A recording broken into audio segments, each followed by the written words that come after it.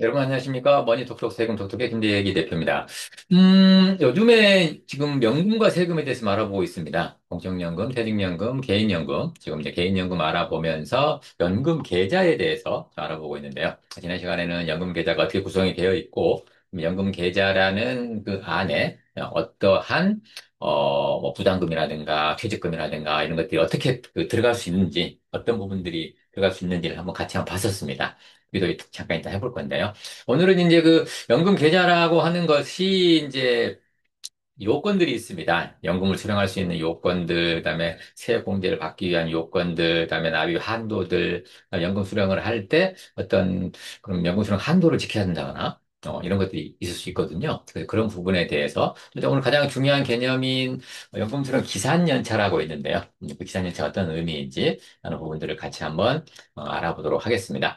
음, 자, 자료 좀 공유를 하면요. 자, 우리가 지금 이 얘기들을 지금 하고 있습니다. 그래서 오늘은 연금 계좌에 대해서, 연금 계좌에 지금 퇴직금 같은 거 회사에서 부담해준 회사 부담금도 넣을 수 있습니다만, 이제 본인 부담금을 넣을 수가 있는데요. 세공제를 받기 위한. 그래서 본인 부담금을 이제 납입할 수 있는 요건들이 있거든요. 그리고 이제 본인 부담금을 넣었을 때, 세공제를 받을 수가 있죠. 세공제는 어떻게 받게 되며, 또 금액의 한도는 얼마인지, 그다음에 연금 계좌에서 연금을 수령을 할 때, 연금 수령 요건에 맞아야만 어떤 그런 세제 혜택을 볼 수가 있습니다. 그렇지 않다면 이제 기타 소득으로 해서 좀 중과세가 되기도 하는데요. 그다음에 기산연차가 어떤 의미인지 라는 부분들에 대해서 같이 좀 알아보도록 하겠습니다. 자, 연금 계좌는 우리가 봤습니다만, 네, 연금 계좌의 범위, 자, 이렇게 나눠졌었죠. 연금저축계좌와 퇴직연금 계좌로 나눠지더라. 연금저축계좌는 연금저축신탁, 연금저축펀드, 연금저축보험이 있었고요. 퇴직연금계좌는 DC 확정기여형 IRP 개인형이 있었다 이 말이죠. 네. 자, 그래서 우리가 지난 시간에 지난 동영상에서 봤던 겁니다. 이걸 봤었죠. 네. 개인연금이 이렇게 구성이 되어 있고 퇴직연금이 이렇게 구성이 되어 있는데 지금 보시면 네. 이 세제 적격연금, 이걸 연금저축이라고 하고요. 그다음에 밑에 확정기형 DC 개인형 거를 퇴직연금 계좌라고 하는데 그걸 합해서 연금 계좌라고 했다라고 하는 것들이죠. 이거 좀 봤었는데요. 그래서 오늘 연금 계좌는 이런 식으로 이루어진다라는 것들을 이해하실 것 같고요. 그다음에 연금 계좌에다가 이제 본인 부담금을 납입할 수가 있었지 않겠습니까? 연금 계좌는 어떤 것들로 구성이 되어 있느냐라는 것들을 갖다가 지난 시간에 볼 때 이걸 봤었죠. 연금 계좌에는 이 본인 부담금, 그러니까 내가 돈이 좀 여윳돈이 있어서 더 불입할 수 있는 돈이고요. 그다음에 회사에서 주는 퇴직금, DB나 DC형, DB나 DC형에서 IRP로 갔던 금액들, 그다음에 이제 IS 전환 금액 이런 것들이 있었지 않습니까? 근데 이제 본인 부담금을 넣을 수가 있는데 이 본인 부담금을 그러면은 한도 없이 넣을 수가 있느냐? 그렇지 않습니다. 한도 같은 게 존재합니다. 그래서 그런 부분 좀 알아보면은 자, 연금계좌 본인 부담금 납입 요건이 있습니다. 일단은 가입 대상은 연령 제한이 없습니다. 연령 제한이 없다는 얘기는 뭡니까? 일단 미성년자도 가입할 수 있다는 얘기네요.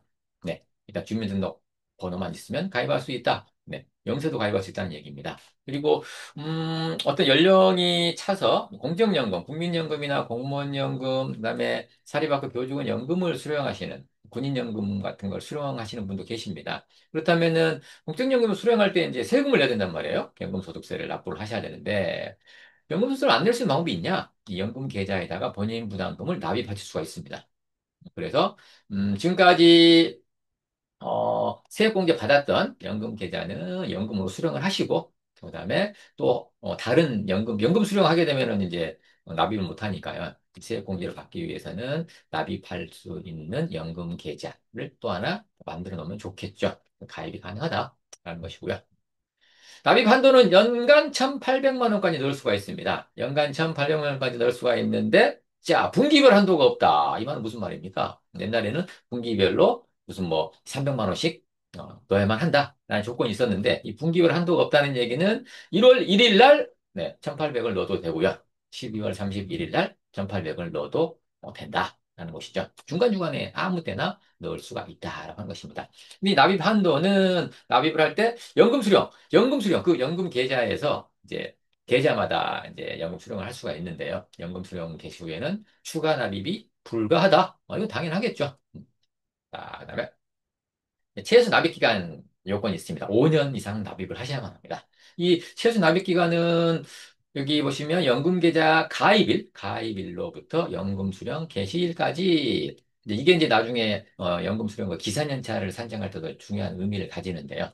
최소 납입 기간은 5년 이상 돼야만 한다. 그래서 내가 이제 이 본인 분양을 납입을 했을 때 5년 이상 지나야 어, 이 세법이자 받은 부분에 대해서 세제 혜택 5.5% 세금을 낼 수 있다라고 하는 것들이죠. 자, 그런데 본인 부담금은 이렇게 5년 이상 지나야 되지 않겠습니까? 근데 예를 들어서 내가 DB나 DC형에 퇴직금을 넣어놨다가 퇴사를 했어요. 이 퇴사한 걸 갖다가 연금 계좌로 받을 수 있겠죠. 네, IRP 계좌로 받을 수 있지 않겠습니까? 그러면은 이것도 그럼 5년 지나야 되냐? 그건 아니죠. 왜? 퇴직금은 지금 회사에서 주는 퇴직금, 회사 부담금 같은 경우에는 이 5년에 내 돈이 아니기 때문에 5년의 최소 납입 기간의 한도를 받지 않습니다. 그래서 퇴직금이 있는 연금계좌, IRP를 보통 얘기하겠죠. 그래서 이제 퇴직소득세를 내지 않고 이제 나중에 연금으로 받을 때 퇴직소득세를 깎아주는 3, 40% 깎아주는 그런 제도가 있는데 그럴 경우에는 최소 납입 기간이 없다. 라는 것입니다. 이거 알아두시면 좋고요. 그다음에 연금계좌 연금 수령을 할 때 이제 일반 연금으로 수령할 거냐? 자, 일반 연금으로 수령을 한다는 의미는 55세부터 수령할 수가 있는데 70세까지는 세금을 이제 세공제 받은 금액에 대해서 5.5%, 80세까지는 4.4%, 네, 80세 넘어가면 3.3% 이렇게 세금을 내게 됩니다. 근데 종신연금으로 수령했다. 그러면 이건 나이에 상관없이 4.4%만 냅니다. 이번에 이제 2025년 세법 개정안에 종신연금으로 수령하면은 무조건 3.3% 내게끔 해주겠다. 세법 개정안이 올라와 있죠. 이거는 이제 12월 달에 통과 여부를 좀 봐야 될 것 같고요. 그래서 일반 연금 수령과 종신연금 수령이 약간 차이점이 있는데 일반 연금을 수령할 때는 이런 조건들이 필요합니다. 최소 납입 기간 5년 경과 후가 돼야 되겠죠. 당연히. 그다음에 55세 이후에 연금 개시 신청을 할 수가 있습니다. 55세 이후. 그러니까 만약에 내가 48세다. 못합니다. 연금 수령을 하지 못합니다. 그리고 연금을 수령을 할 때는 연간 수령 한도 내에서 인출을 해야 되는데요. 왜냐? 어, 본인부담금을 납부를 하면서 매년 연말정산이라냐 종합소득세 신고할 때 세액공제라는 거 혜택을 받지 않습니까? 혜택을 받다고 한다면 이 혜택을 준 목적이 나중에 이 돈을 모아서 연금으로 오랫동안 수령을 해서 국민들의 노후는 본인들이 좀 이렇게 노후 준비를 해야 되지 않겠냐라는 의미에서 그렇게 해준 겁니다. 근데 그냥 한꺼번에 그냥 한 5년 동안에 많은 금액을 인출을 해버린다거나 그러면 노후 준비가 안 될 수 있겠죠. 그래서 연간 연금 수령 한도를 설정을 해놨습니다. 이 설정 방법은 이따가 한번 볼 거고요. 그 내에서 인출을 해야 세제 혜택을 받을 수가 있지. 그렇지 않다고 한다면 16.5%. 옛날에 받았던 세제 혜택을 다 뱉어내야만 합니다.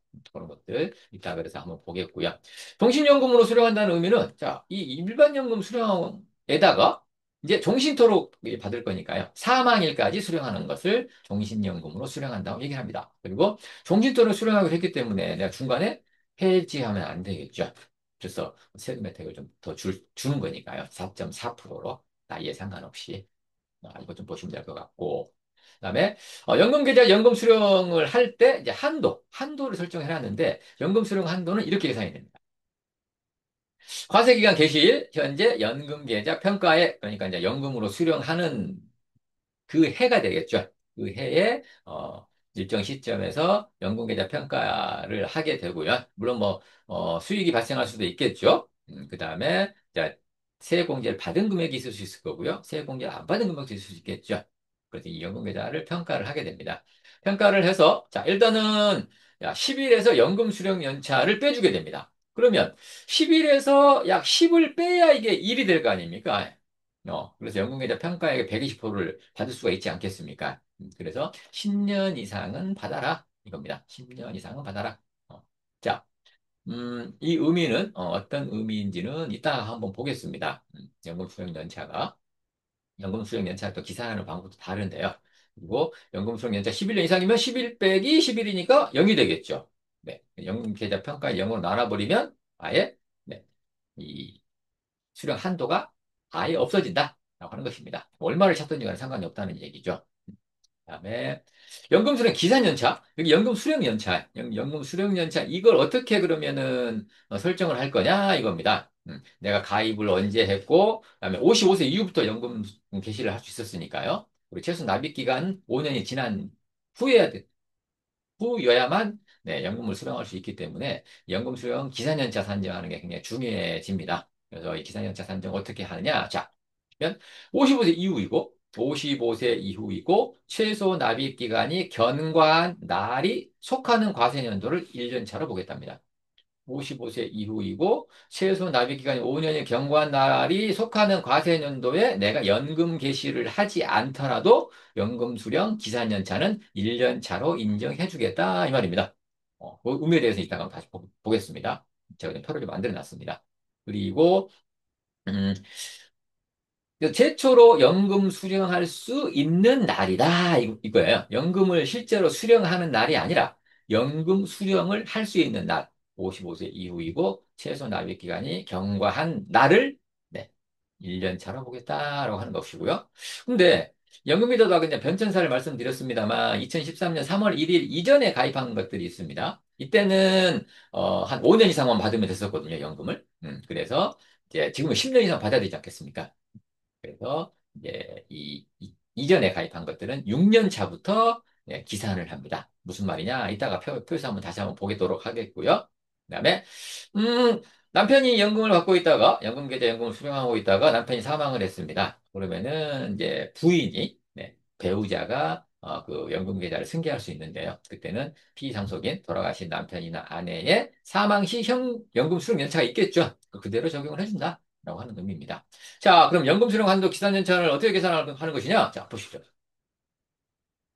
자, 2025년 1월 1일부터 이렇게 쭉 있다고 가정해 보겠습니다. 26, 27, 28, 네, 29 쭉 가겠죠?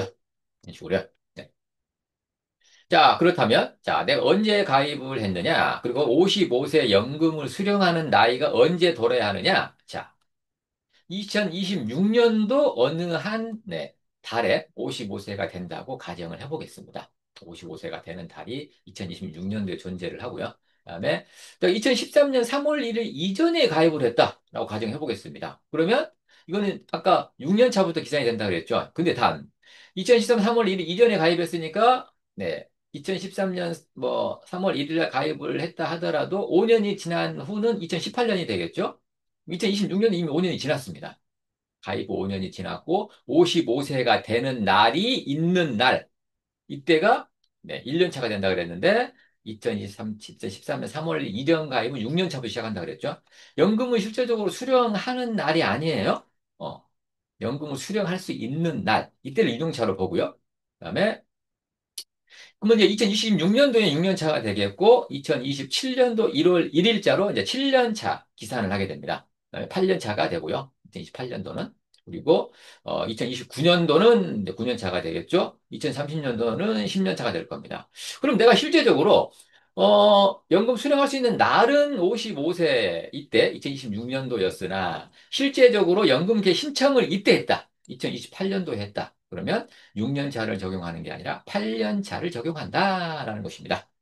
만약에 내가 2030년도에 연금 개시를 신청을 했다. 그러면 10년 차로, 연금 개시를 첫 해 하는 거지만 10년 차로 기산한다 이겁니다.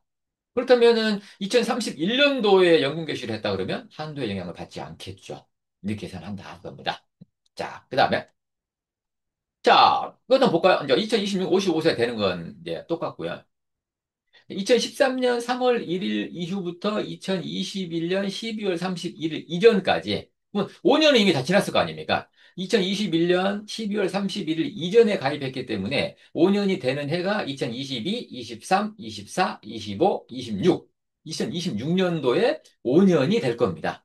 5년이 되고 가입한 지 5년이 지났고 55세가 되는 해 이때가 몇 년 차다? 1년 차가 된다고 그랬죠. 2023년, 2013년 3월 1일 이전 거는 6년 차부터 시작을 하나. 5년이 넘고 55세가 되는 날을. 이때는 1년 차로 기산을 해서 2027년도 이제 1월 1일은 2년 차 기산을 하는 날이 됩니다. 그리고 2028, 29, 30, 31, 쭉 4년, 5년, 6년, 7년, 8년 올라가겠죠? 네.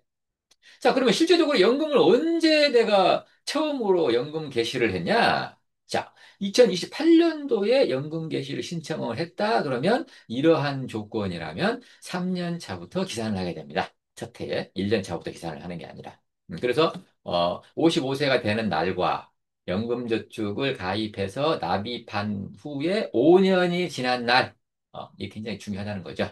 이렇게 기산을 하게 된다. 이겁니다. 그렇다면 이건 볼까요? 나머지 조건은 동일하다고 보고요.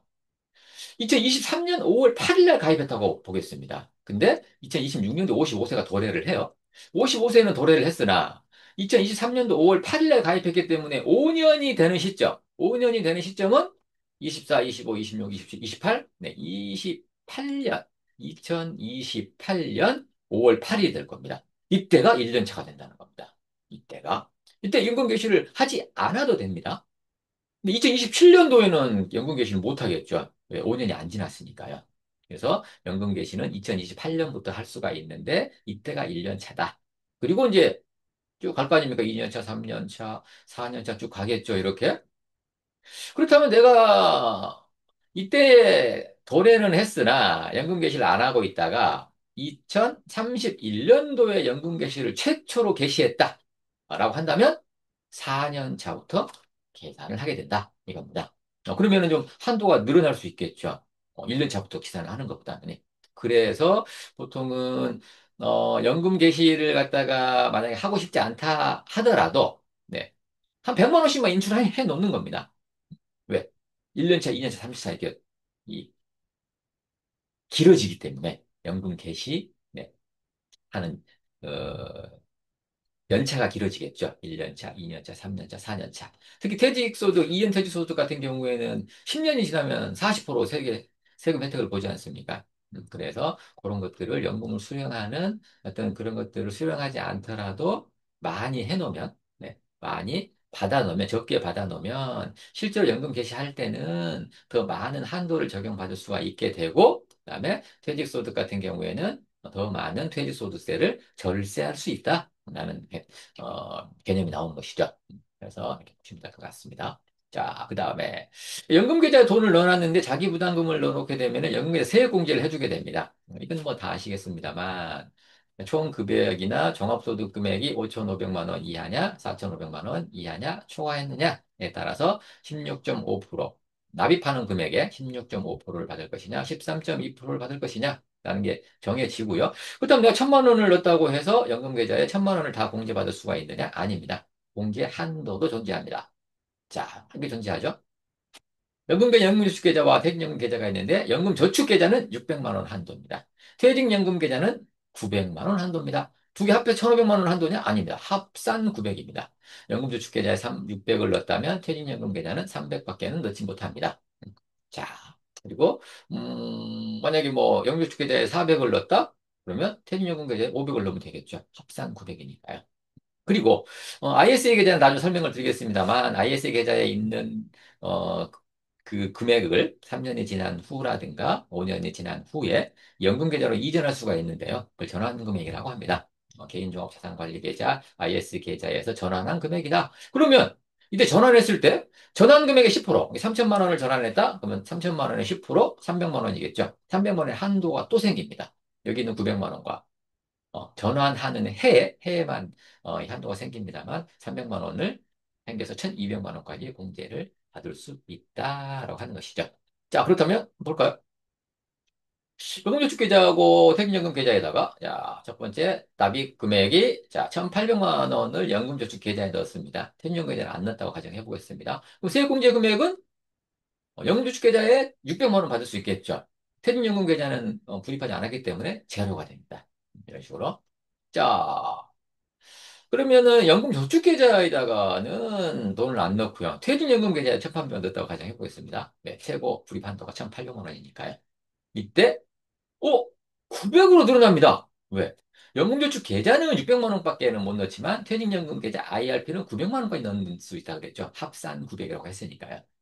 그렇다면 만약에 연봉이라든가 종합소득이 높다. 그럴 경우에는 퇴직연금 계좌에다가 일단 1,800만 원을 넣는다고 한다면요. 이 넣는 게 더 유리할 수 있겠네요. 그럼 이렇게 넣을 수도 있을 겁니다. 나눠서. 연금저축계좌에 900만 원을 넣고 퇴직연금에 안 넣습니다. 그러면 이것도 마찬가지로 600만 원 될 거 아니겠습니까? 근데 자, 연금저축계좌에 안 넣고 퇴직연금 계좌에 900을 넣으면은 얘가 900이 될 거 아니겠습니까? 똑같이. 식으로. 그러면 나눠서 한번 더 넣어볼까요? 연금저축계 600을 넣고요. 퇴직연금에 300을 넣는다면 600 넣은 거는 그 전액 공제를 받겠죠? 퇴직연금에서 300을 받겠죠? 900을 받을 수가 있습니다. 근데 단 이렇게 넣었다.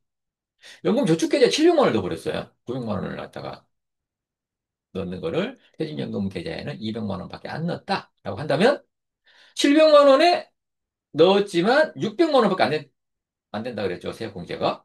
그리고 여기는 200만 원밖에 안 넣었기 때문에 200만 원밖에 안 됩니다. 같은 900만 원을 넣었다 하더라도 어떻게 넣느냐에 따라서 네, 이 600, 300 넣었을 경우에는 900만 원을 공제받을 수가 있으나 700, 200을 이렇게 넣어버리면은 800만 원밖에 공제를 받지 못합니다. 그래서 최고로 공제를 받기 위해서는 연금저축계좌에 얼마를 넣어야 되는지, 퇴직연금 계좌에 얼마를 넣어야 되는지 이것도 네, 고려를 하셔야 됩니다. 자, 그 다음에 그럼 세액공제가 얼마나 될까요? 자, 뭐 이제 근로자가 총 급여 2,700이라고 가정해 보겠습니다. 그래서 공제를 해주게 되겠죠? 산식이니까요. 과세표진 1,300이 나왔습니다. 이때, 자, 6% 세율을 곱해서 이제 82만 원을 내야만 하나, 여기에서 공제를 받을 수 있느냐, 없느냐를 한번, 해보도록 하겠습니다. 이게 좀 약간, 자, 약간 오류가 생겼는데요. 네, 다시 한번 공유해 보도록 하겠습니다. 음,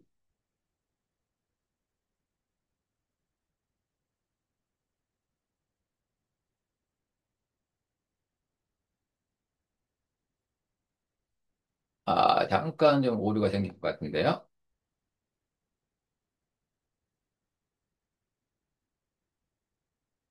네, 됐습니다. 자, 이렇게 됐을 경우에, 자, 이제 82만 원이 됐는데, 이제 공제를 안 하게 되면은 근로소득 공제라고 45만 천 원을, 네, 자동으로 계산이 되고요. 연금계좌에는 안 넣었다고 가정해 보고요. 그러면 세금을 얼마를 내야 되느냐? 36만 9천 원이 결정세액이 되게 됩니다. 82만 원에서 45만 원을 빼게 되면은요. 이 공제를 받아보겠습니다. 연금계좌에다 얼마를 넣느냐? 이렇게 넣어보겠습니다.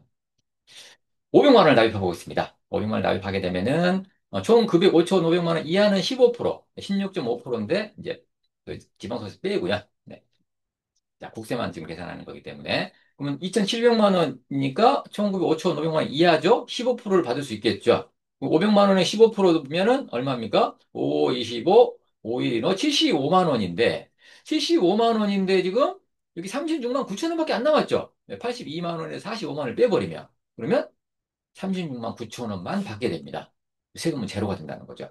그렇다면 굳이 500만 원을 넣을 필요가 없을 것 같습니다. 네, 36만 원만 15% 받으려면 한 200만 원 정도 넣으면은 한 30만 원 정도 돌려받지 않겠습니까? 250만 원 정도만 불입을 해도 될 것 같습니다. 이분 같은 경우에는, 소득이 적은 경우에는요.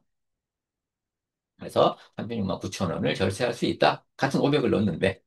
자, 급여가 약간 높은 분을 한번 예를 들어볼까요? 여기까지는 똑같다고 가정을 해보고요. 그다음에 공제를 안 받았을 경우에는 근로소득세 공제 약간 커지죠? 커지고 255만 6천 원을 내야만 하는데 공제를 받아보겠습니다. 500만 원에 5,500만 원 이하니까요. 15%를 받겠죠? 그러면 얼마를 받습니까? 75만 원을 받을 수가 있습니다. 그래서 세금이 75만 원을 절세할 수가 있네요. 이거보다는 훨씬 낫죠.